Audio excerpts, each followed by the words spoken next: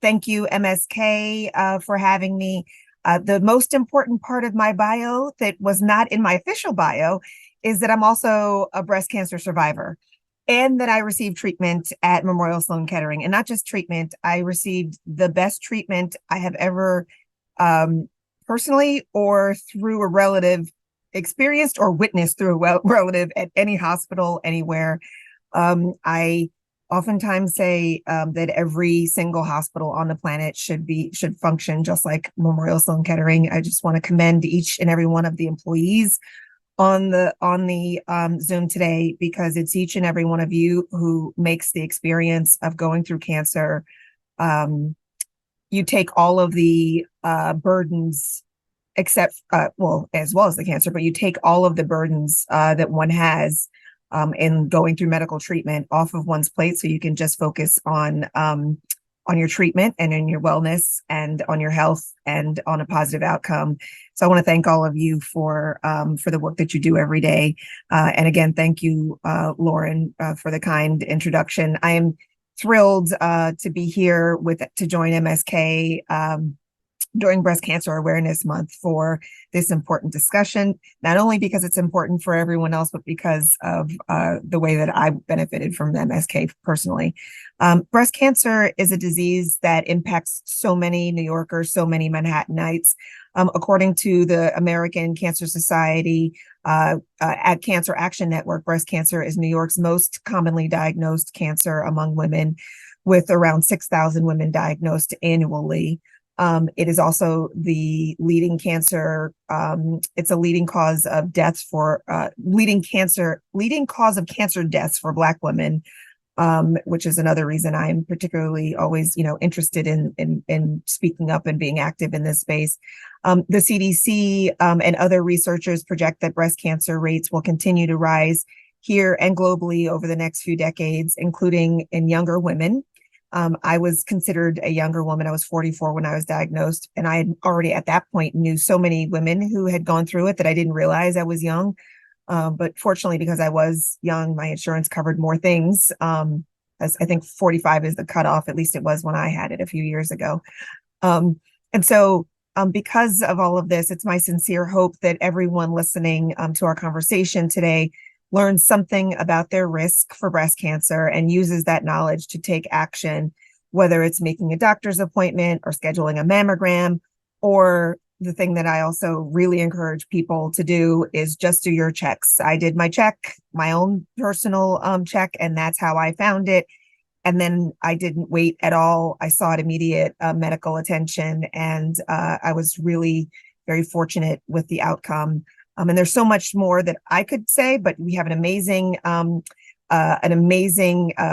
slate of panelists that I'm excited to bring to each of you. So let me get to my introductions. First up, as Lauren said, we have Dr. Kerri Vincenti, who is an assistant attending radiologist. Dr. Vincenti is an assistant attending radiologist at Memorial Sloan Kettering. Radiologist is a doctor with special training in using imaging to diagnose and treat disease, including cancer. She provides breast cancer screening at Memorial Sloan Kettering and MSK Basking Ridge in New Jersey. And I am thrilled to open up the stage. Dr. Vincenti, let me see if I can see you yet, to bring you onto the stage and open it up for your presentation. I have a couple of questions, but I know you also have a presentation. If you want to, are you prepared to share a screen, or should we jump into, there we go. There we go. Okay, thank you so much, Keisha. So thank you everyone for joining. I'm happy to share this information and to have this conversation and just really open up some information for all of you about what it means to be high risk and screening, and how we can support women who are higher risk to allow them to get the information that they need to be better cared for. So I'm just going to go over the definition of how we look at high-risk populations, and then highlight a little bit of our evidence that that we use to support the various imaging modalities in those women. And then just finally review some key considerations for special patient populations that I think we need to be aware of and need to keep in mind as we treat patients. So just some overall general statistics, and Keisha, you mentioned these, but it's breast cancer is the most common cancer diagnosed in women. Approximately 1 in 8 women will be diagnosed in their lifetime. So I just wanted to draw your attention to the 8 women that you can see on the right-hand side of the screen. These aren't stock images. These are actually all women that are directly related to me. And at least one of these women have been diagnosed with breast cancer. So, it's a personal, I personally feel very strongly about what I do. It matters to me. I know that when I treat women and when I talk to women, I'm not looking at them as just another person. I'm thinking of them as my sister or my mother or my daughter. It's something that I feel very passionate about, and it's why I do what I do. And with that in mind, it's estimated that approximately 300,000 new cases of breast cancer will be found in the United States in this year alone, and that will represent approximately 1/3 of all new cancer cases in women. Unfortunately, about 45,000 women are expected to die from this disease in this year. But the good news is that about 3.5 women are actively living with breast cancer or had a diagnosis of breast cancer, which means that we're doing a better job of figuring out how to find it, how to manage it, how to treat it, and how to give women fulfilling longer lives. So I really want to spend a good amount of time on this slide in particular, because I think it's important that we understand what defines risk. And I think some things are clearer, but other things are not so clear. So obviously just being a female puts you at a higher risk for developing breast cancer. More than 99% of all breast cancer occurs in females. Alcohol consumption is an important risk factor. It's a known carcinogen. One study actually showed that a consumption of 3 drinks per week can increase the overall risk by 15% relative to someone who doesn't drink. That's thought to be really related to the increased release of estrogen in the body, as well as oxidative stress that occurs with the consumption of alcohol and potential DNA damage. The next icon is meant to represent genetic factors. I know many of us are aware of BRCA1 and BRCA2, which can increase the risk of breast cancer upwards of 65% above the general population. But there's other mutation carriers as well, like PALB2 and CHEK2, things that can be tested for, as well as syndromes that exist, like Lynch syndrome and Cowden syndrome. So it's important that you get those things tested with your doctor to find out what your potential risk might be. The next icon is meant to represent just the general family history, even if there's not specific genetic mutations that you're aware of. If a lot of people in your family have had a history of breast cancer, you are overall at an increased risk, and that can be calculated. There's calculators that can help determine what your overall percentage risk is. Obesity is a very large factor in breast cancer risk, thought to be due to the hyperinsulin state and increased estrogen that can cause proliferation of estrogen positive tissues in the body and instability of the genes. Then next is just a reference to the fact that the Ashkenazi Jewish population in particular has an increased risk. A lot of that goes back to the BRCA mutations, but that particular population is something that if you are of Ashkenazi Jewish descent, then you should have that conversation with your doctor. As women age, just our ability to repair damages to our DNA goes down, and in general, our overall cancer risk increases, and that includes for breast cancer as well. The icon for radiation is meant to just remind us that women who've had chest wall radiation, particularly for non-Hodgkin's lymphoma, are at an increased risk, especially when they're younger. So just something to keep in mind. This molecule here is meant to represent estrogen. You'll kind of understand that molecule is very important. So if you are someone who's had a lot of excess estrogen in your body, either due to either early menarche or late menopause, or you've never had any children, there's extra estrogen that you may have circulating. So that's important. The syringe is meant to represent, obviously, women who've had a prior history of either breast cancer or high-risk lesions that have lived in the tissue before and have been taken out. The next icon is meant to represent Black women.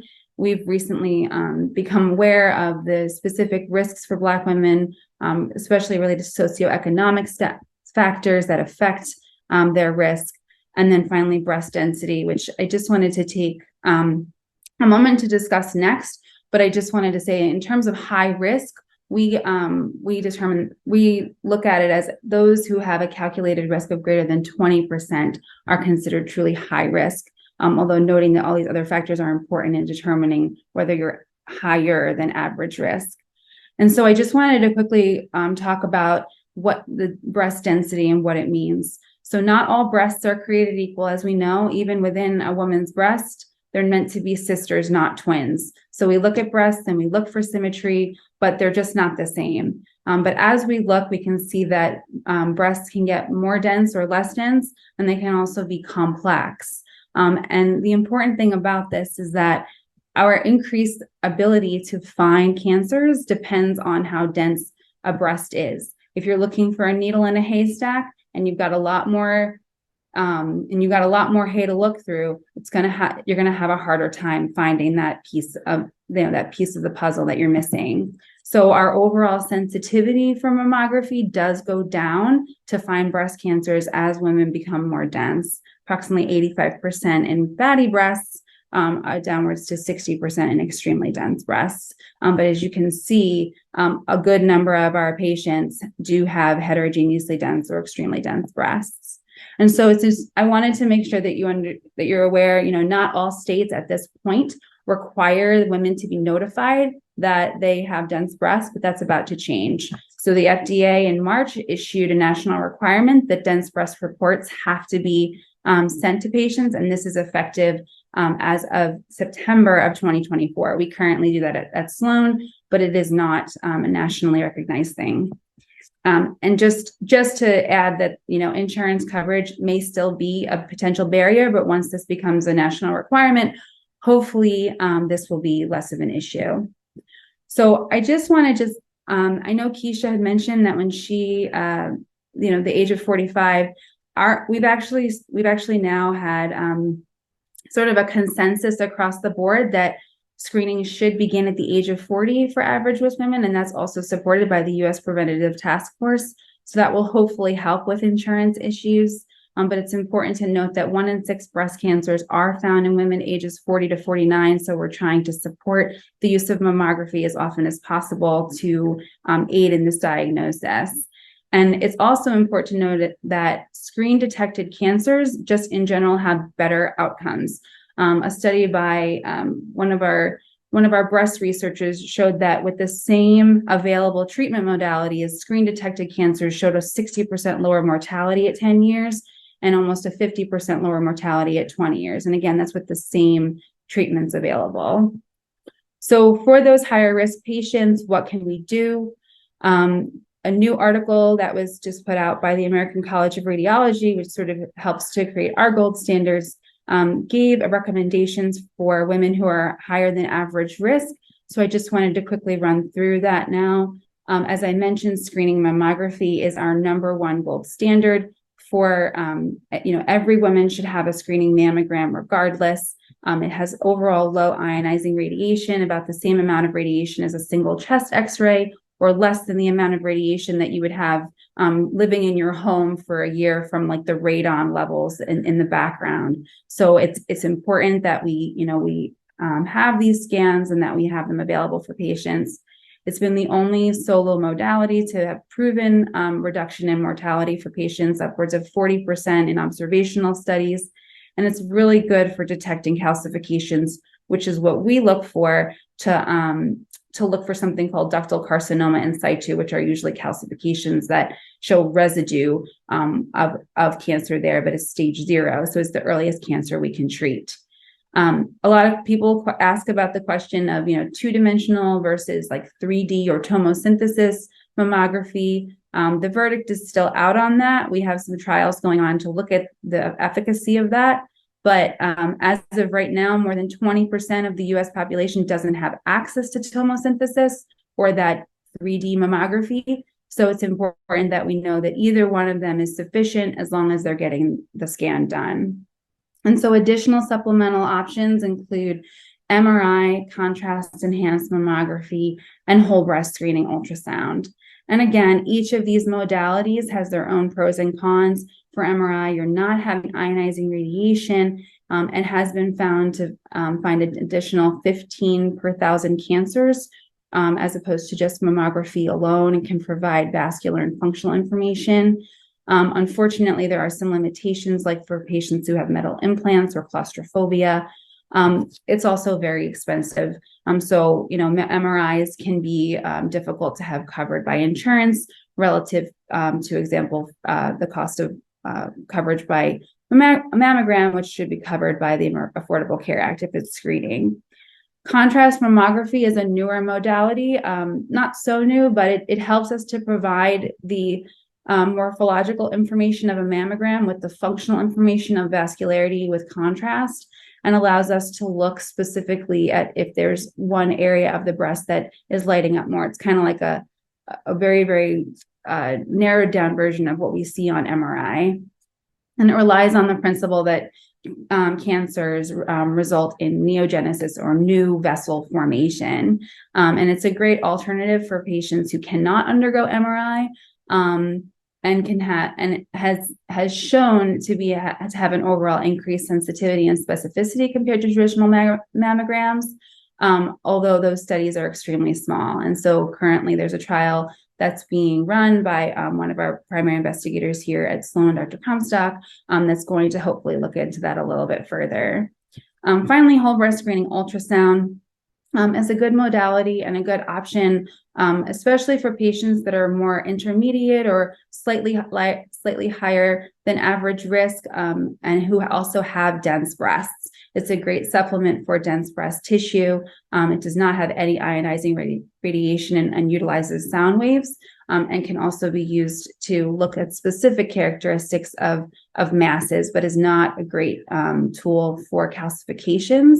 It's also operator dependent, so our technologists have to be well trained, but it has been shown to detect an additional 3 to 4 per 1,000 for cancers. I just wanted to quickly go over the special patient populations I mentioned. As I mentioned, the Black women have a higher risk than we realized. These numbers were staggering to me. They really upset me to see this. Prior to the age of 50, 72% compared to the white counterpart, 72% are more likely to be diagnosed with breast cancer prior to the age of 50. 58% of Black women are more likely to have advanced stage disease, and 127% are more likely to die from breast carcinoma versus their white counterparts. And then beyond age 50, there's this overall similar incidence, but still 42% are more likely to die. So these numbers make me really sad. They should make you really sad. They should make you really angry, because that's how they make me feel. And that's why it's important that we address, why this is happening. So Black women need more support. That's what it comes down to. It's not just something that we can help at a screening level. This is something that we have to help at a population level. There are several factors that affect these outcomes, such as access to private insurance, as well as the aggressive tumor characteristics that exist when they're actually detected. And as you can see on the right, this is just a graph showing breast cancer death rates for white women versus Black women. I don't think that the number, you can see in general, there's darker pictures to indicate that the deaths are higher.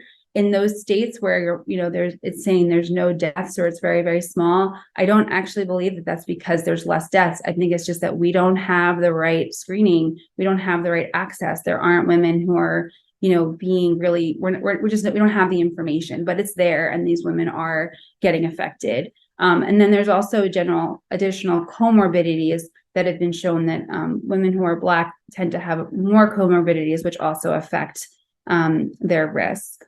I also just wanted to go over quickly the transgender patient population.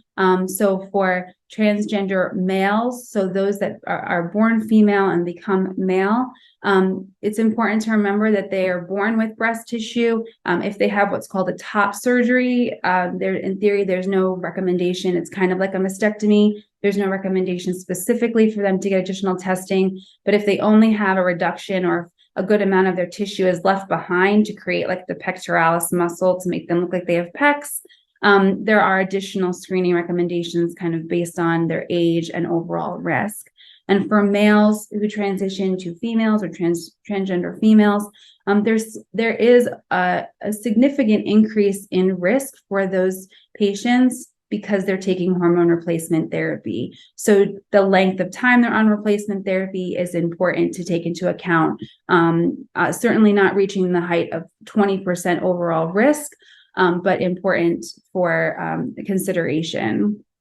And so this is just a quick overview. You'll have access to this, but I just wanted to say that obviously mammogram is important and should be done annually. And then the use of MRI or possibly contrast can be determined as needed based on overall risk. So in summary, mammography saves lives, but isn't enough for high-risk patients. We should be doing an overall risk assessment starting at age 25 to 30. I forgot to mention that, but that's when we should be starting these risk assessments to try to find cancer as early as possible before metastasis occurs. In average age women, we should be starting at age 40, but for higher risk patients, it may need to start sooner. And for supplemental screening, MRI is the gold standard, but we have other options because of the high cost and patient constraints. That's all.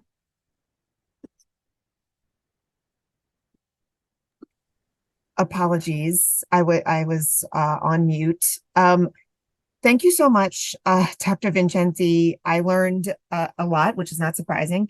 I will say I learned so much. I will say I was not at all surprised about the statistics about Black women. I think a lot of us in the community know so many women who've been through it. As I said, I was 45 when I was diagnosed, and I knew so many Black women who had been through it that I thought that I was not young for to be getting it.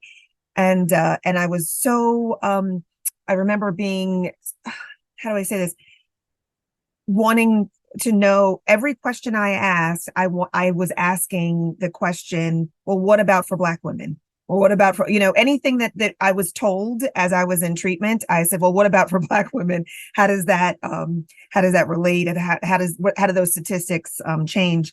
So, but I'm glad that now we know that, because this was a few years ago. The information that you also shared about the risk for the transgender population was also really helpful, and I have some people that I'll be sharing that with you with as well. I will say we have other amazing panelists we're going to get to. Everyone's going to have a presentation, and for those who are listening in, we will have questions at the end. I know I already have some questions. So moving along, thank you again, Dr. Vincenti. I want to introduce Dr. Karla Giboyeaux, who is the clinical dietitian, is a clinical dietitian nutritionist at MSK Ralph Lauren Center in Harlem. Yay, Uptown. She supports people with cancer and families in a community, in our community, improve their eating habits and food choices. She also has a video series of recipe ideas and meal planning tips called Cooking with Karla, that's located on mskcc.org. And I am thrilled to hear what she has to say. I have already learned from Dr. Vincenti that I need to cut back on my alcohol consumption. Because I'm increasing my risk right now. So let's hear from Karla about what else Keisha needs to do to ward off additional cancer. Karla, passing it to you. Hi, thank you so much, Keisha. I'm not a doctor yet, at least, but I am a registered dietitian nutritionist. And I'm really happy to be here and share my tips on healthy eating to reduce cancer risk, and tips during cancer treatment, especially breast cancer is really near to my heart because there's a lot of women in my family that are cancer survivors. Fortunately, I lost a few of them due to breast cancer, hence why I'm here at MSK working with all of you. The first question that I get is, what do I eat? There's so much information out there, and it's very confusing. And the first thing that I say, especially to my patients, is to take a step back and look and see what actually they are eating. The recommendations to help reduce risk for breast cancer and many types of cancer is typically the same. Number one, eat more plants, right? Meaning fruits, vegetables, legumes, beans, nuts and seeds, and whole grains. These are very high in fiber. They will help with digestion, and because of their high in fiber, they will make you full and more satisfied, which will help manage your weight, which is, as Dr. Kerri well explained, having a higher weight or higher fatty tissue increases our risk for breast cancer. So having high fiber foods, meaning more plants, it's number one. And number two, trying to avoid processed meats not only is good for preventing, cancer in general, but it's mostly recommended to prevent colon cancer, but it also helps prevent all types of cancer. Processed meats meaning sausage, bacon, ham, spam, the processed meats that are sold on the fast foods, all of those meats count as processed meats. Then the other one is reducing intake of red meats. Red meats meaning beef, lamb, pork, all of those. It's good to limit that to no more than 2 to 3 times a week, or no maximum 12 ounces a week. And you can play with that as you like. If you do choose to consume red meats, just try and see where you can cut down and see if you can limit the frequency and the amounts, typically like the size of the palm of your hand. And then the other one is alcohol. Like Keisha mentioned, it's best if we try to avoid it as best as we can, but I know that it can be difficult at times, especially for social events, and gatherings. So what I typically recommend is try to avoid it, number one. Number two is, when you have it, try to be mindful about the amount. The recommendation is, if you're, for us females, is 1 serving of alcohol. So typically about 6 ounces of wine, about an ounce of hard liquor, tequila, rum, and try to babysit that drink to make it last, and really make, if you're in a gathering, right, make the experience more about the outside, right? Enjoying the experience with your family, friends, what's going on in that event. And then taking breaks in between, because a lot of patients say, okay, so I'll just drink during the weekend, and then having drinks frequently, like Friday, Saturday, Sunday, having a lot of alcohol, that accumulates, and that could be detrimental too, because it really affects us. Even if we drink once a week, it really affects our DNA. So limiting as much as possible and giving ourselves breaks, making sure that we're well hydrated to support our liver to get rid of it, definitely important. And then the other part that it's important in terms of lifestyle is exercising. Exercising is going to be key to help manage our weight and to help us stay healthy. It helps manage high blood pressure. It helps manage our diabetes. So incorporating some type of movement in your day is going to be really, really important. So those are the number one tips to reduce risk, right? Eating more plant-based foods, limiting processed meats, limiting red meats, and reducing alcohol. Then the other question I get a lot is sugar. What's up with sugar? With sugar, not necessarily. Um, the main question is, does sugar feed cancer, right? And do we have to completely eliminate sugar to prevent cancer? And the answer is not necessarily. Unfortunately, cancer is very complex. So we don't have to avoid sugar completely, but we need to be mindful because of excess weight gain. So when we eat a lot of concentrated sugars in the drinks, sodas, desserts, all those we know them as concentrated sugars, we increase our weight. And so for that reason, it's good to be mindful of how much concentrated sugars are we eating. So if you are, for example, the sugar in fruit, that's perfectly great because fruit will give us fiber. It has other nutrients, antioxidants that are great for cancer, to reduce cancer risk. If you have diabetes, we want to make sure we manage the serving sizes of fruits. And then in general, avoiding the concentrated sugars is our focus. Instead of eliminating all sugars, we don't need to do that because a lot of the good things that will give us fiber, nutrients, contain some type of carbohydrates, right? But the ones that we want to be careful with is the concentrated sugars that has simple carbohydrates, and those are the ones that we need to be more mindful of. Avoiding sugary drinks is a great idea that will help manage our weight. Having dessert right after dinner, great idea, because we know that a doctor once mentioned to me that we know that sugar is not a food group, right? So we have to be mindful when we use it. When we eat dessert after dinner, we are satiated from the dinner. The dinner, let's say that it has protein, it has some fiber, it has some healthy fats. We're satiated, we tend to eat less dessert right after. So avoiding having dessert as a snack or having dessert first, it's a good idea because we're gonna tend to eat more of it if we don't have a full meal. And then exercise and the alcohol. In terms of eating during treatments, right?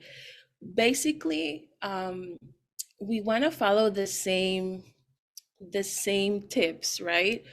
But we have to take into consideration some of the side effects during treatment. And this is where working with a nutritionist or dietitian is going to be helpful because we can coach patients through treatment and help them modify their diet as they need. Oftentimes during chemotherapy, radiation, patients might feel nauseous, their appetite, is lower, they may be lacking in energy. And so we have to be open during that time to figure out what foods they are tolerating. Okay, important to prioritize on protein during treatment. Protein is the building block of our muscles, our cells. So during treatment, it's important to make sure that we're prioritizing on protein, high protein foods to help us heal as we go. Things like beans and legumes, nuts, seeds, chicken, fish, dairy. You can do Greek yogurt, is a great one. All of those foods are important to help us heal as we go. And then incorporating plants again is going to be helpful because it's going to give us nutrients, antioxidants, and minerals that are going to be important in healing. But again, if we're having digestive issues, then we might need to find ways of incorporating them in a different way. I work a lot with patients and we try to incorporate them in smoothies or cook the vegetables rather than eating them raw, or finding different recipes and ways to introduce them and incorporating them a little bit more. Then the last thing that I want to touch on diet during cancer treatment is hydration. I cannot stress enough how important is hydration. In general, to be healthy, we need to stay hydrated. There's not a clear amount of water that is recommended in general, but the rule of thumb is about 8 cups of water a day. But during treatment, we want to think a little bit more, right? Because it's going to help us minimize some of the side effects like acid reflux, and even nausea, and all of those side effects. And lack of energy is going to help a lot to stay hydrated. So thinking about where we can get fluids, right? Not necessarily has to be water, especially with someone that is having some nausea or that is having other issues, low appetite. We want to think about beverages that will give us calories and fluid. For example, glass of milk, perhaps a smoothie, soups, all of those also count for hydration. When you're nauseous, some patients like gelatin. Jello is very soothing and it counts for hydration as well. So thinking about food this way is going to be very important during treatment. The other thing that I get asked a lot is about supplements. Supplements are a big thing, and it's a really big market, multi-billion-dollar market. And so we have to be very careful. To, to be honest, there's no really a lot of strong evidence to support that taking specific herbs or supplements are going to be beneficial to reduce cancer risk, right? And during treatment, is best if you don't need it, meaning that if there is not a blood test that says that you're deficient in vitamin D, for example, or that you're deficient in B12, then it's best not to take it, because during treatment, especially chemotherapy, radiation, sometimes taking high doses of vitamins and minerals can interfere with treatment. And so we want to make sure that we're getting most of the vitamins and minerals from food. That's why we want to encourage consuming fruits, vegetables, beans, and legumes, because those are the ones that are going to help us with more of the micronutrients, right? Vitamins, minerals, and so on. And so trying to be mindful about the supplements. And if you are curious about any specific herb or any specific supplement, it's important to discuss it with the oncologist to make sure that it's safe to take during treatment.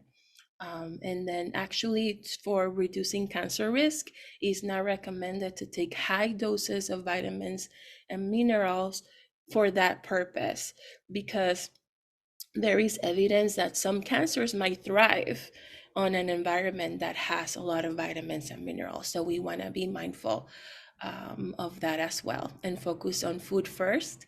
And if we need a supplement, take it very mindfully and as directed by your doctor, primary care providers. And then I just want to show an example of a healthy plate. This example, we work with it a lot, and it's an easy way of taking this home, right? And I'm sure a lot of you have seen this. Not necessarily we have to eat meat. A lot of patients believe that they have to become vegetarians or vegans in order to reduce cancer risk or to have better outcomes during treatment. Not necessarily, but definitely what plant-based means is making plants the base of your plate. So if you notice here, we have brown rice with beans, right? That's plant-based. And we have our veggies and our fruit. So most of the things that you see in that plate are plant-based. And then we have, for protein, we have chicken here, but you can switch that to whatever you prefer. Fish, you can add some tofu, you can add other proteins, you can do red meat if you do decide to do red meat. And then, make sure that you limit it throughout the week, but it is an option that you can include. Important to make sure and prioritize protein during treatment, like I mentioned. So make sure that there's a variety of foods on your plate, for prevention, for reducing risk, and during treatment as well. And make sure that you have your protein here for breakfast. One of the things that I learned to like because of my patients is cottage cheese. Surprisingly, right?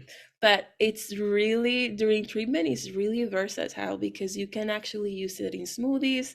It's a good add-on with fruits, and it's really great option for high protein. Peanut butter is a great one. Any almond, any nut butter it's great.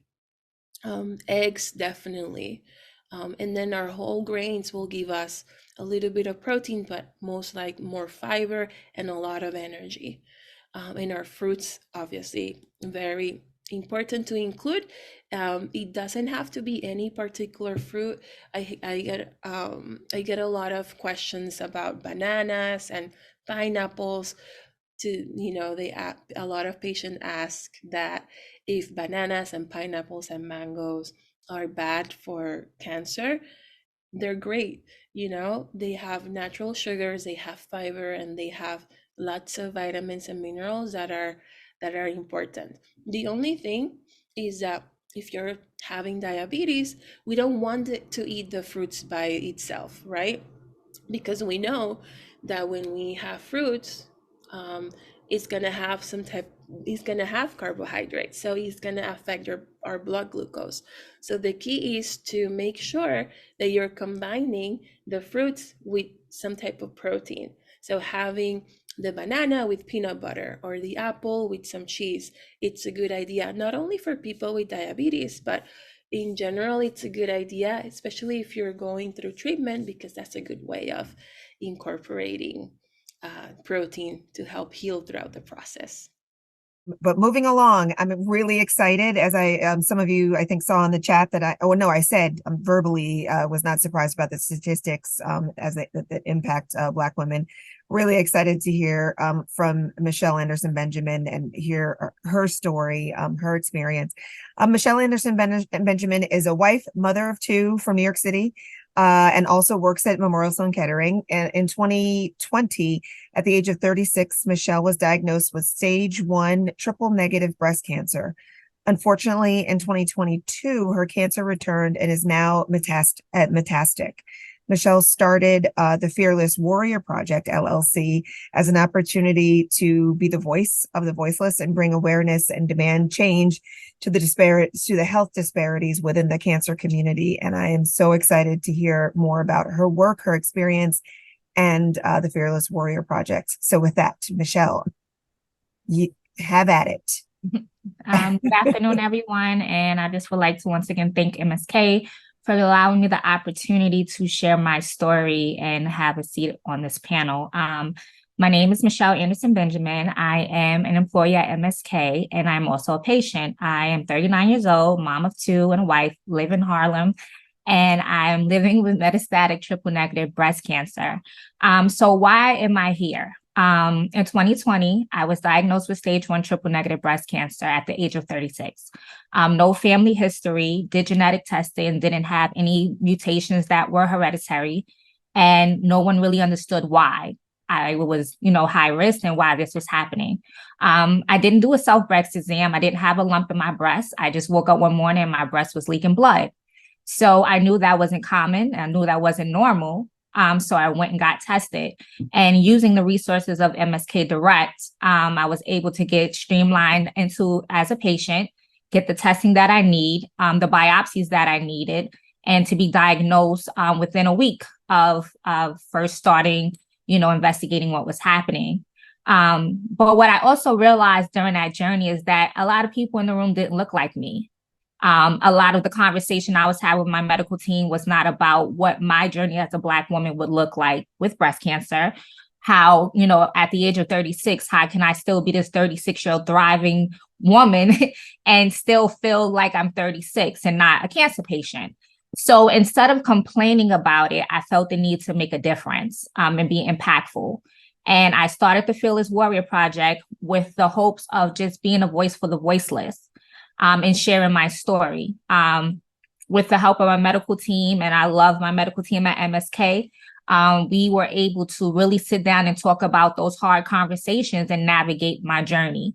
In 2020, unfortunately, at the time, triple negative was not a new subtype of breast cancer, but an unfamiliar way of how they would approach it. So I did ACT chemotherapy, which required me to do treatment every other week. And I've had multiple surgeries. And we, unfortunately, triple negative is one of the highest rate of subtypes of breast cancer in Black women. And the recurrence rate is normally less than 2 years. So unfortunately, being diagnosed in 2020, I was re-diagnosed in 2022 with stage 4. So how does one person deal with living life as coming from stage 1 to now jumping to stage 4? And for me, it took me a minute to realize that maybe this was my purpose and not, we get into this world of why me? Why is this happening to me? And I had to sit back and realize, why not me? Within a year of me first being diagnosed, I've impacted so many lives just by opening my mouth. And I walked into a purpose and an assignment that, I've always had, but never really pursued, because you're constantly always pouring into other people's cups and not necessarily taking a chance on you. So, for me, I say cancer has me in my purpose. It is putting me in my assignment that, my God has put me on this earth to do. And I don't take it lightly. So the Fearless Warrior Project was actually an inspiration from my 3-year-old daughter at the time. Being home during a pandemic with kids that's doing remote learning and mom is doing chemotherapy, you have to find ways to try to make life as normal as possible. And one of the things was my daughter loved to dress up as superhero characters and do things to, make mom happy and make mom smile. And the fearlessness of her and the resilience of her inspired me to walk in my purpose. So one of the things that I do as an advocate of cancer, and also I wear so many different hats, is education. And I educate my community on their advocacy for themselves. One of the key things I want to highlight is that everybody's journey is different. So I always make it a point to tell people, you expose and express as much as you want to express. Just because what I do and how I speak about my journey doesn't mean because you don't feel comfortable enough to do the same makes you different. It is up to you as the individual. This is your opportunity of how you take control of your life. And there's different forms of advocacy. Just speaking to a friend is a form of advocacy. Being able to, you might not feel comfortable having that conversation with your doctor. Write your questions and send it on a portal. Send an email, bring a friend to an appointment with you that, will write notes for you, and you guys can come back home and sit down and strategize and then come back to the table. Everybody's form of advocacy is their choice. A second thing I always is overcoming your fears, right? Waking up every day, knowing that I'm metastatic is one of the hardest things that I have to deal with, and I have to remind myself every single day. But it is also an empowerment moment for myself to remind myself that, one, I woke up and I'm still able to live and breathe and be with my family, for one. But two, I'm also given another chance to make a difference for not only myself, but for my family and for people behind me, for the voice of the voiceless. So I don't take this job lightly. I take it very fearlessly, and I take it with a warrior mindset. I look at life as a journey. And if this is what has been put on my table for me to do, I want to make sure that I leave an impact that my kids can be proud of me, and know that regardless of what their mom went through, she was resilient, she was fearless, and she took no strides along the way. So for me, as a parent, having that talk with your kids, I let my kids know very early on about my diagnosis, and that was my choice. And I want to emphasize that everyone's choice is their choice. I knew that my kids would pay attention to what was going on with mom. I knew that they would see things and question things, but I also knew that, my son, who was 13 at the time, would Google stuff. I wanted him to hear from mom's own voice what was happening. So I had those conversations with them about what was going to happen. Mom was good. I had my breast removed first before treatment. My hair would fall out. And these were changes that, because we're in this house, because of the pandemic, they would see firsthand. So I didn't want them to be scared. But I also wanted to give them the opportunity to express themselves. I am also a certified mental health coach and advocate. So I am very hands-on with understanding that no matter the age, we all are emotional creatures and we all have a voice. So your 3-year-old has a voice. Your 16-year-old and your 13-year-old has a voice. It doesn't matter the age. We all go through emotional roller coasters. My 3-year-old daughter, that conversation with her was very different within my 13-year-old son. But at the end of the day, I taught her the importance of self-care. So we started our method of checking our buttons. And what does checking our buttons mean? Checking our buttons is her doing a self-check exam on herself. And we do this every single night at bath time. And she's 6 years old now, and she still does it every single night. But as a mom, I wanted to prepare her for her future and for her to be able to know her body just like she knows how to tie her shoe. I also knew that at the age of 25, she would have to start getting mammograms because of my diagnosis. So I wanted her to be able to, regardless if I am here to walk her through that journey or not, to be able to be fearless, advocate for herself, and don't take whatever someone says, and be able to speak up for who she is. And in doing that, I'm instilling those tools in her now. And taking back control. So what does this all mean? For me, cancer takes a lot from you. A lot of times you have no choice in what you have to do to survive. So I knew in order for me to survive, I had to go through chemotherapy. I knew that in order for me to live, chemotherapy would take my hair, take my eyebrows, and take everything else. I knew that, my breast had to be removed. And as a woman, when you're not in control of what happens to your body, it is one of the hardest things that you live with every single day. But I chose to look at things from a positive standpoint and say, what areas of my life could I take back control? And part of that is self-care. How are you pouring into your cup on a daily basis consistently and taking a time out just for yourself? I always tell the statement, self-care does not mean being selfish. In order, just like when you get on a plane, they tell you put your oxygen mask on first before you put it on anyone else. How are we doing that on an everyday consistency? Because at the end of the day, regardless of what you go through, it doesn't have to be cancer. Life is lifing. Things are happening that are out of your control. Things are overwhelming. You get up, you go to work, it's like you do this robotic method of life. But what are you doing for yourself? So some of the techniques that I practice myself, and I always share, I have a shower method. I spend 20 minutes in the shower just allowing the water to run on me. And it's called shower release meditation. And it's part of that. In that moment, I can cry, I can be angry, I can be sad, I can be happy, but I can also sit there and strategize on what my next plan is for whatever task that's against me. And I demand that of myself every single day.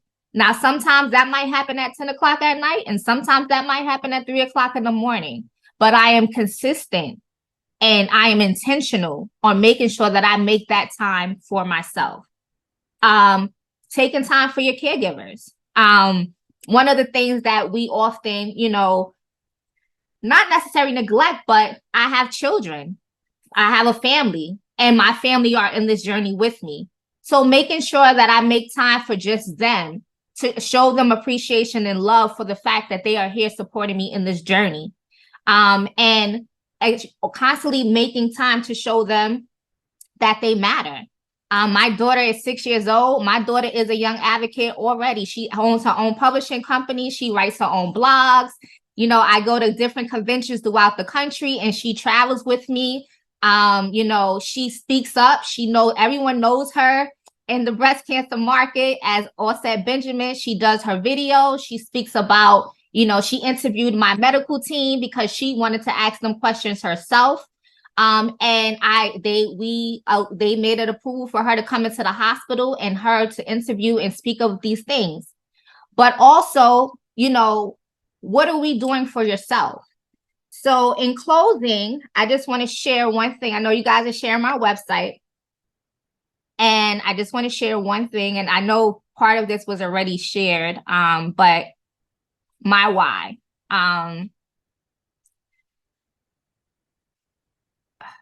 So these are my kids, Harold and Offset Benjamin. And there is so many resources in New York City that are, grassroots resources. Even MSK has resources, and, the importance of early detection and mammograms, and organizations like Shades of a Cure, which is a organization in Harlem that does a walk every year. My kids, me and my family participate in this walk every year. And as you can see, I always make sure to highlight them. This is my legacy, and this is my purpose. These are the reason why I get up every day and I speak for the voiceless. They are why I matter. They are the reason why I push myself even on days that I don't want to. And they are the reason why that I can sit on this platform and speak about being positive and being metastatic at 39, and knowing that I am living the life that is set, that God has put on this earth for me to live. They are the reason why I make the decisions that I do for treatment. I'm currently in a clinical trial for metastatic triple negative breast cancer. I also educate the community about the importance of clinical trials in treatment. Unfortunately, Black women, the Black community, are the lowest percentage of participants in clinical trials. That is a narrative, and that is a statistic that we need to change. But in order to change that, we have to educate our people of what the importance of clinical trials are. So what do? I educate myself on those things so that I can then translate to my community what a clinical trial is, what the importance of it is, how everything we do and everything we use in life started with a clinical trial. So the fears that we have and the history, the misconception of what we've been through history from clinical trials is a stigma that we need to now let go. But in order to do that, we have to educate our community. We have to educate our community first, so that the community takes care of the community. And one thing I would like to close with, and I say this to everyone every time, I was grateful enough to be my dad. I had a wonderful dad growing up, and my father always instilled in me the importance of having a positive mindset no matter what the world brings your way. And one statement he would always say, and I was on the cover of the MSK Bridges last year in October. For one statement my father used to always say, everybody complains about the milk being spilled on the floor, but they don't realize that it has to be picked up. Oftentimes we get stuck in a place of feeling sorry for ourselves. Give yourself 5 minutes to feel that way, because that feeling is real. But after those 5 minutes, you should have a strategy in place on how you're going to be different, how you're going to get yourself through it, and how you're going to get yourself past it. And once again, I thank MSK for this opportunity to share my story. If anyone wants to reach me, I can be found at thefearlesswarriorproject.com. I'm on all social media platforms as The Fearless Warrior Project LLC and Michelle Anderson Benjamin. And I am also an employee at MSK as well. Thank you. I'm totally blown away. Thank you so much, Michelle. And thank you so much for closing on that last point. I was, if you hadn't said it, I was going to, because it was such a key to my journey, as well as one of the things that doctors talk to me about as well is just how important it is to have a positive attitude and positive mindset. It's something that is not measurable, if you will. Maybe it is, maybe it isn't, but I think it's not measurable, but it has such a huge impact. And for me also, my cancer journey ended up being the most glorious spiritual journey for me. I actually have gratitude for the fact that I had cancer and was able to survive it, because it brought me so close to my creator, personally. So I thank you so much for everything that you shared. Okay, I know we are after time. I hope people are still able to hang on for a little while, because I have a couple of clarifying questions, and I'm opening up the chat for other people to ask questions as well. So I'll ask a couple of clarifying questions while we wait to see if others have questions that they have for the panel, because I know there was so much information that was shared. So I will start. My iPad closed. Again, please, in the chat, share some questions. I had a clarifying question first for Dr. Vincenti. Back to the alcohol. You said that there were a couple of reasons why that alcohol, ways that alcohol can impact you. One is that it's a known carcinogen, and then you said something about oxidization. It's a hard word for me to pronounce. What was that again? Sure. So it's called oxidative stress. It's just essentially another way of saying that it's an inflammatory response that occurs in the body. Any form of inflammation or any excess inflammation in the body leads to that stress. And so it's a really complicated way of explaining that, it creates what's called free radicals in your body, and those free radicals can cause havoc to the surrounding tissues. And so alcohol is known to do that as part of what it does in the body, and it's temporary, but over time and extended use, it can cause that damage, and that damage can be irreparable if it's not addressed. Thank you. And a couple of questions. You said that it's important to start getting your risk assessments starting at between 20 and 25. How do women go about doing that? Is that with your primary care? Is it okay? So they will ask all these questions. Yeah, great question. So I think that it should be whoever you consider your most trusted, basically your trusted provider or doctor who's going to know your breast tissue or kind of have that conversation with you. So it may be an OBGYN, it may be a family medicine doctor or nurse practitioner, someone that's going to be able to feel comfortable asking those questions. What is your alcohol consumption? What are you eating? Those kinds of things. I'm sorry if you hear background noise in my, but it can be that kind of person. It doesn't have to be someone specifically who's dedicated to breast, just so that they can have those conversations with you that you're comfortable with. Great. I ask only because obviously not all doctors are, I guess, as well versed in what the risk factors are as are all the doctors at MSK. But not everybody, is obviously you're only at MSK if you've already been down this path. So speaking of being at MSK, and I'm not sure who can answer this question. Oh, sorry, the question has already been answered in the chat. So there was a question in the chat about whether referrals are required for an MSK mammogram screening, and yes, referrals are needed. We send your results to your primary. Not we. I met at MSK. Send your results to your primary care provider. I had a question for Karla. Can you talk to us about caffeine consumption, either just in general, but also during treatment, where things land on caffeine consumption, as I'm clearly addicted to my iced tea. Yes. Yeah. Sorry. I think it's okay to have it in moderation. Usually the rule of thumb is to limit it to no more than 2 cups a day. And it really depends on how the patient is tolerating treatment. If, for example, if they're having a lot of acid reflux or diarrhea, may not be a good idea to have caffeine. So those are the recommendations, including green tea, limited to no more than 2 cups a day or less. Thanks. Thank you. Let's see. I have a question, actually back to Dr. Vincenti.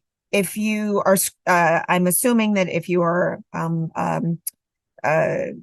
determined to be high risk, and I think you may have said this in the slide, but I'm not sure if you're determined to be high risk. Is there additional screening that you should be doing? Are there different prescriptions? Did you have that in the slide? I can't remember. So yeah, great question. So it's the thing about high risk patients. So once you have the information, once you've gotten, the information from your doctor that, they sort of calculate a risk based on various models. And there's different models out there that help to determine risk. So depending on the model they use, they sometimes, for example, take into account your race, but some don't take into account race. And so different models will have different levels of risk. So it's important that you ask your doctor, what model are you using, and be aware of the different opportunities there are to determine what that risk level is, because it may push you over to be a certain level of risk that would put you, make you more available to have certain modalities. Now, that being said, if you are determined to have a higher risk, like I said, just having dense breasts alone, you should be having at the very least some sort of supplemental screening, such as a whole breast screening ultrasound, just because it's harder for us to see through the tissue when we're reading mammograms. But if you kind of meet the next criteria, even beyond that, such as, a personal history of breast cancer or those genetic factors that put you, above 20%, then that's where things like a screening MRI should be done. And that would be ordered by your doctor. The difficulty is, insurance carriers. They may or may not be so, so quick to support paying for that in full. It's legislation that, honestly, at the state level, we're working on getting those supplemental screens paid for in full, because if you're at higher risk, you should have access to it. It shouldn't be that, it's held against you because you need that additional screening. And actually, in the long run, it helps with costs to the system, because if we can find things at an earlier stage, then in theory, your treatments will become, less intense. And so the overall cost of your care goes down, as opposed to if you catch it later. So we're working on it, but it does require additional requests from your doctor. Did that answer your question? I think so. One more question, kind of a follow-up. Let's see. I had a follow-up question, but I'm going to, I see that there are questions now in the chat. Awesome. I would like to, this is from Wendy Miller. I would like to know the states where it's high in breast cancer for Blacks, and it is because they are not having proper resources. So in which states, I think there was a slide that you had, which was, that is my assumption. I made a big assumption, and I was saying that I would guess that in some of those states, the breast cancer death is listed as like less than 25 or something for certain states, like the Northwest states, not necessarily like West states.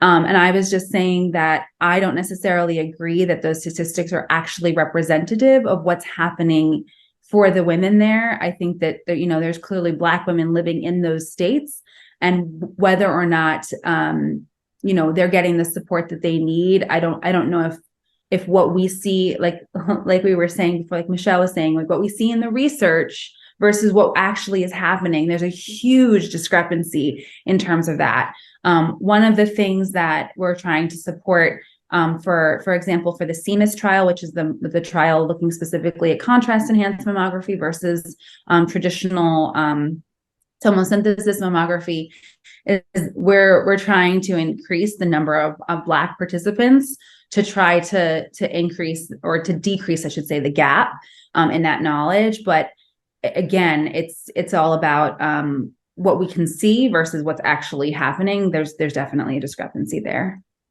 And can I just add to that? please.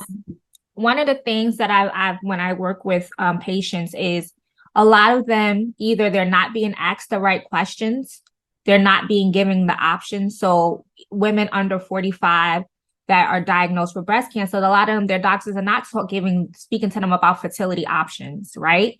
They're not being spoken to about clinical trials. They're not being discussed, they're being kind of streamlined to what the doctor feels that they should do, and not being given the opportunity to explore all options that are on the table and then coming up with a plan that works for them. And, unfortunately, because the resources are not there for us, to just tap in, a lot of times those opportunities get missed. I was fortunate enough, I work in healthcare, so I kind of had an advantage, right? And then I'm a no nonsense type of person. So my doctor already knew from the very beginning that, Michelle is not going to allow me to just do it. But my doctor is amazing. I love him. But even for myself, the clinical trial that I'm in wasn't at MSK at first. We did our research and he fought to get it at MSK and it got approved. And I went through the process and I got randomized for it and I got the clinical drug. But these are things that, there are other organizations that you can go to, like Touch BBC and, clinicaltrials.org, where you can actually put your subtype, what stage cancer you are in, what stage cancer you have, and it will bring up clinical trials that you might qualify for. It just more so the individual being, oftentimes when you get hit with a diagnosis of cancer, you get stuck. And it takes a lot to get that empowerment to push through that stuckness, right? So having the strength to say, you know what, I'm not going to allow this to just put me in a rut. I'm going to be persistent and push through it. And then having the right medical team. I always tell people, if you're not getting the information you need from your doctor, change your doctor. Don't just settle. If anything, for me, my life is a non-negotiable. I'm not settling for nobody. Even with my own medical team, I gave them a schedule. Like, I have a life, I got things to do. So my treatment schedule got to work around this. But being that advocate for yourself, but also, unfortunately, and the reality is that communities of color, unfortunately, are behind the 8 ball in so many categories.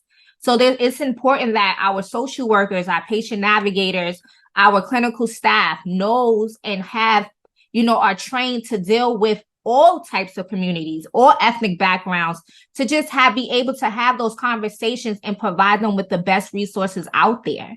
Not just say, oh, because, I don't have to speak to you about fertility. I don't have to speak to you about that. No, you don't have that right to take that away from that person.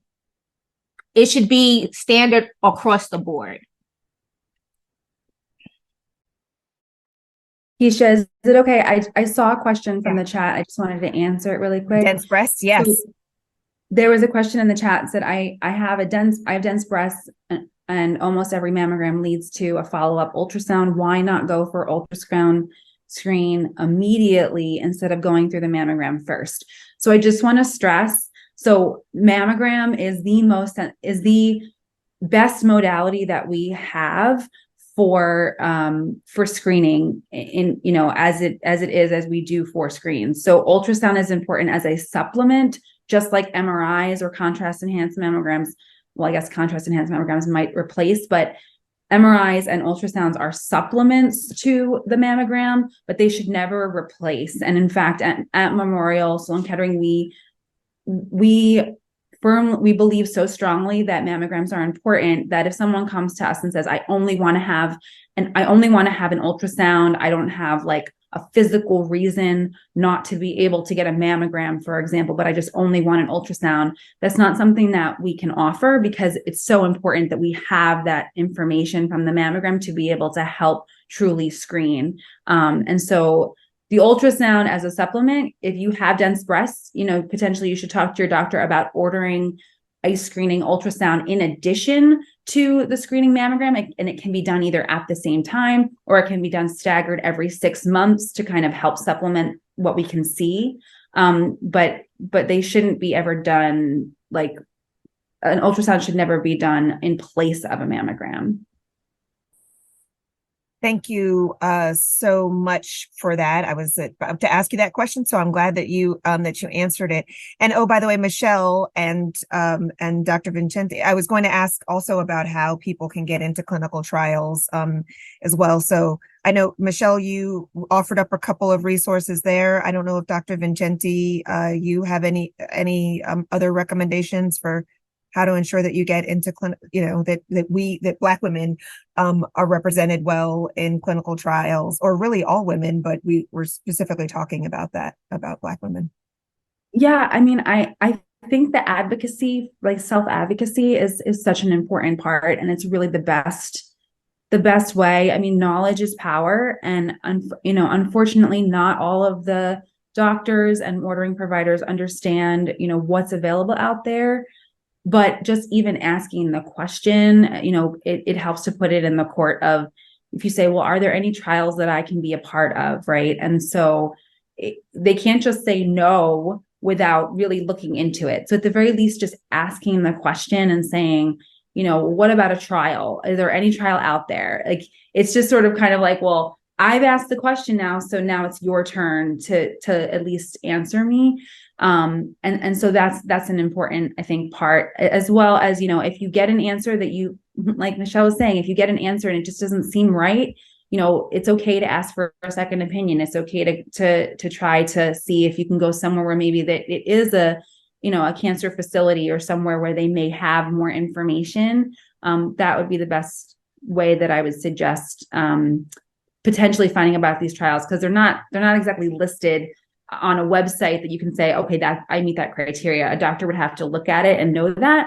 But asking the question and being an advocate for yourself, I always tell patients, you know your body best, and you should, trust your own body, because I'm not going to be able to know everything that's out there, but one doctor will.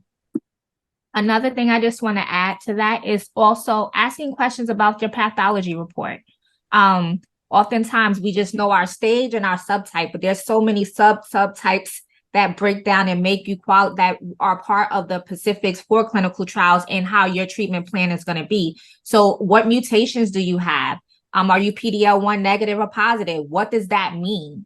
Don't be afraid to come to the table with your pathology report, highlights and notes and Post-its, because at the end of the day, this is your body. One of the other things that I learned through my journey is that, the mutations I had at stage 1 are not the mutations that I have at stage 4. Mm-hmm. Chemotherapy at times can change your mutations. You can pick up new ones, you can lose some. So understanding, different things that are part of your report, so that you feel better equipped to have those conversations, knowing how, at the end of the day, okay, so what other options do I have? They can do blood biopsies now. They can do genomic testing. There's so many different screenings that are out there, even genetic testing. There are multiple panels that you can do aside from just the standard. Just being able to say, okay, we did this at this point, but I want to do this. And just having that conversation, or at the end of the day, people can say no, they can try to discourage you, but it's your life. This is your life, right? And I tell people this all the time. This is your life. No one has control over your life but you. Amen. I piggyback on something you just said. I've done, before I had cancer, I had done a lot of elder care with my grandparents and my dad, who had fallen down and was paralyzed. And through that experience, I really learned how important patient advocacy is in any medical institution. If you are going through it and do not have the ability to have the wherewithal to kind of, do as Michelle did and as I did, I don't know if to the extent that Michelle did, but really to get informed and I did ask a lot of questions and I read a bunch of books. But if you don't have the wherewithal for whatever reason to ask those questions and to really kind of hold your doctors accountable to explaining things, get somebody who will. You need to bring someone with you to your doctor's appointments who can ask those questions and really dig in deep, and then help you process it all later on, because it is your right. It is your body. It is your right. And you got to find a way to take care of yourself. Even if you don't, in that moment, because it is overwhelming or what have you, do it yourself. I have 2 final questions. I don't think I have any more. I saw a couple of comments in the chat and I wanted to actually, I had one really quick clarifying. We've been talking about breast density. One thing we didn't touch upon that I believe is true is that Black women also tend to have higher breast density, or we tend to overrepresent amongst the population that has higher breast density. Is that the case? So I don't have the statistics on it to be able to answer that. I do believe that is true, but I don't have the exact breakdown. So I don't want to speak out of turn to say that. Okay. Well, that's something we can all research. And then, so two final questions that I don't think we have any more in the chat, but these were two that I had from before. One is in terms of around risk. I think this is also a question for you, Dr. Vincenti. But others who may know of research feel free to chime in as well. Does your environment contribute to breast cancer risk? So again, I think Karla really described this best, that just cancer, the development of cancer is a complex, such a complex situation and process. I think that environment does play a role, but the exact details of what parts of the environment, it's just too hard to say, right? So, you know, for patients, for example, who are living in, you know, in housing that is not well ventilated, and for, you know, maybe has lead in the walls, or like things that are a part of their environment, is that causing them to have a higher rate? It absolutely can. I don't know how much of it we can actually test for and research, but we can make assumptions based on where we see like pockets of increased incidence.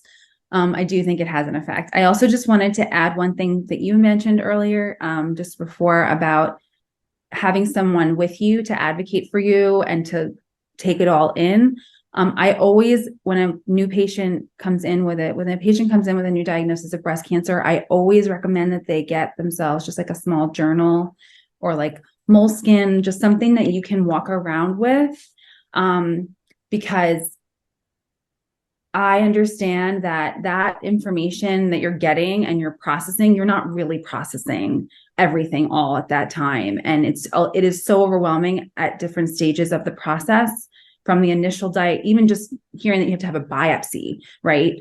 To everything that comes after. Yeah. So it's really great to have those kinds of things where you can just have it in a physical space. You can write down your questions. You can write down other people's questions. You can write down things that you've learned.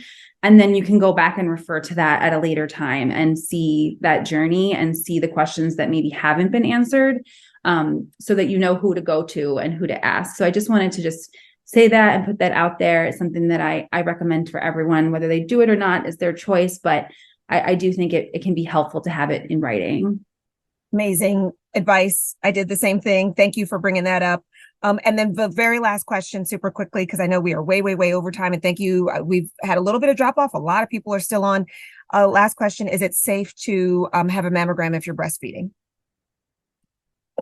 Yes. So our guidelines suggest that you should continue mammograms with breastfeeding.